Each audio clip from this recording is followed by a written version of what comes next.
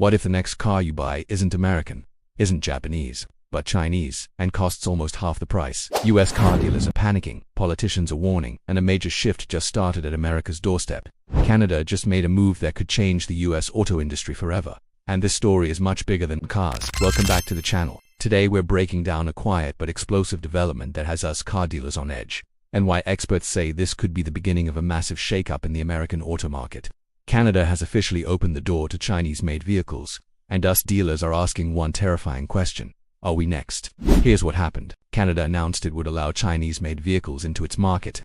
On the surface, this looks like a normal trade decision, but behind the scenes it has sent shockwaves through the US auto industry. Why? Because Canada is not just a neighbor, it's a gateway. If Chinese automakers can successfully sell cars in Canada, many fear it's only a matter of time before they push toward the US market. The National Automobile Dealers Association, also known as NADA, didn't hold back. Its CEO, Mike Stanton, called the move bad for our industry, bad for our country, and bad for consumers. That's a strong statement, and it reveals just how serious this threat feels to us dealers.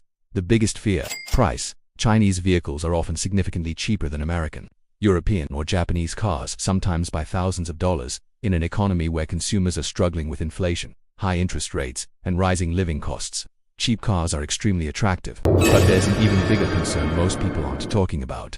Chinese automakers may not follow the traditional US franchise dealer system at all. Instead of selling through local dealerships, they could sell directly to consumers. That would completely disrupt the business model that American car dealers rely on. No middlemen, no dealer markups, no traditional control. For dealerships, this isn't just competition, it's an existential threat.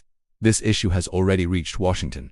Lawmakers from both political parties have voiced opposition to Chinese vehicles entering North America. Why bipartisan? Because this isn't just about cars, it's about national security, supply chains, manufacturing jobs, and economic influence. The US government has spent years trying to protect domestic auto manufacturing, especially as electric vehicles become the future.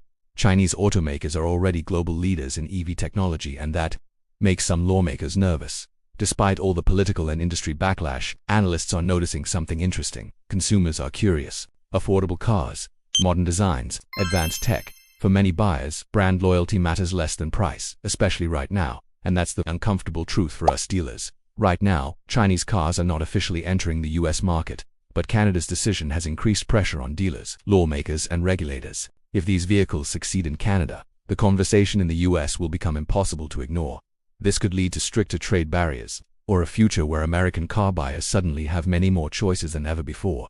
So the real question is this: are Chinese cars a threat to American industry, or a wake-up call forcing the market to offer better cars at better prices? The battle hasn't started yet, but the first move has been made. What do you think? Would you buy a cheaper Chinese car if it saved you thousands? Drop your opinion in the comments. Like the video if this breakdown helped you. Subscribe for more deep dives, and I'll see you in the next one. Disclaimer: this content is for informational purposes only and based on available reports. Images used are for reference.